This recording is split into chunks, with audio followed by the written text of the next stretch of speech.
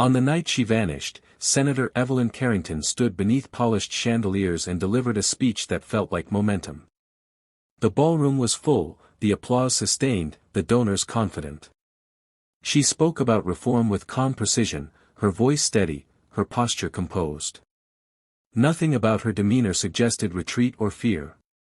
Yet within minutes of stepping away from the podium, she walked into a private antechamber, and into absence.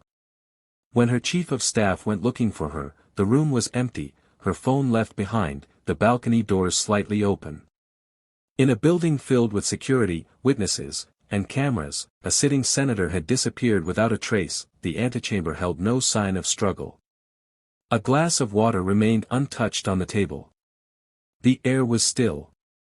The hallway cameras showed no one entering or leaving.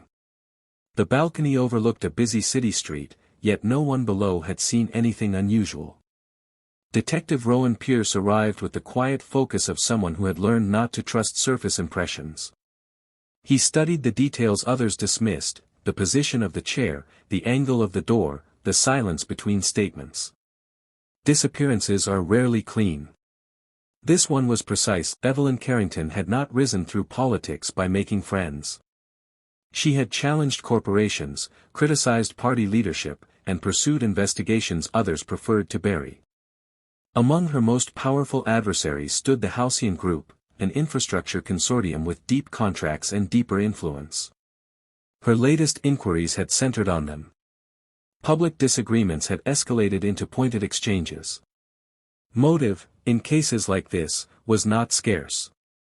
It was abundant. Daniel Carrington returned to the city at dawn, camera slung over his shoulder like a habit he couldn't break.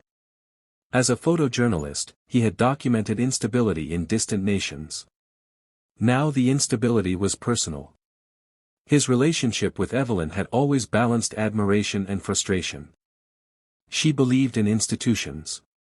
He trusted evidence.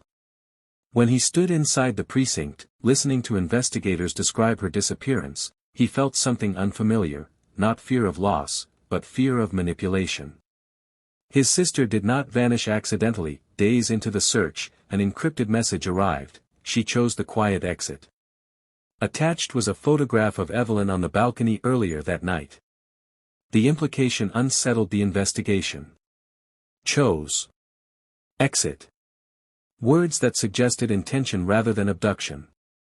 Yet why leave her phone? Why create panic?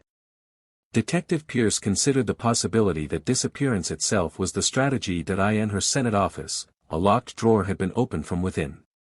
A single file was gone, one connected to Halcyon's overseas subsidiaries. Financial appendices had been partially corrupted in backups. The timing was too aligned to dismiss. The disappearance was not random. It was tethered to something specific, something worth removing. Victor Sloan of Halcyon Group presented composure when questioned. He denied involvement with practiced calm. Disagreements, he insisted, were routine in governance.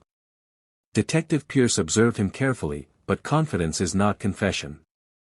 Still, power leaves fingerprints, not always visible, but traceable through systems and patterns. Forensics found a faint scuff mark along the balcony railing, subtle but deliberate. No fibers, no rope residue, no confirmed entry point. The physical world offered little explanation. Which meant the answer likely lay in preparation, not force. Judge Harriet Vale revealed that Evelyn had spoken recently of destabilizing truths. She had expressed concern not for herself, but for collateral consequences. The words reframed the investigation. If she feared systemic exposure, perhaps disappearance was not retreat, it was insulation. Inside the campaign office, trust thinned. Marcus Hale maintained professional control, but tension crept into his voice. Lila Moreno sifted through call logs and discovered repeated contact with an unregistered number. The prepaid phone traced back to a Capitol kiosk. It was purchased carefully. Quietly. Intentionally, Daniel studied his photographs from the gala with obsessive patience. In one frame, partially hidden behind a pillar, stood Aaron Kessler, a former Halcyon executive who had resigned abruptly months prior. His presence at the fundraiser was not listed publicly. Coincidences grow suspicious when viewed through a lens. When questioned, Kessler admitted to meeting Evelyn. He claimed to possess documents suggesting Halcyon subsidiaries funneled money through shell entities to influence legislation. Evelyn had promised protection. On the night she vanished, she texted him a single word, "Ready." It was not fear in his voice, it was relief. Investigators uncovered a rented property under an alias linked to Evelyn's legal aid. Inside were organized stacks of documents and a laptop containing partial files. A handwritten note read, "Truth requires distance before daylight." It was her handwriting. The disappearance was no longer a mystery of location, it was a question of timing. Publicly, the narrative shifted. Voluntary absence became plausible. Critics called it reckless.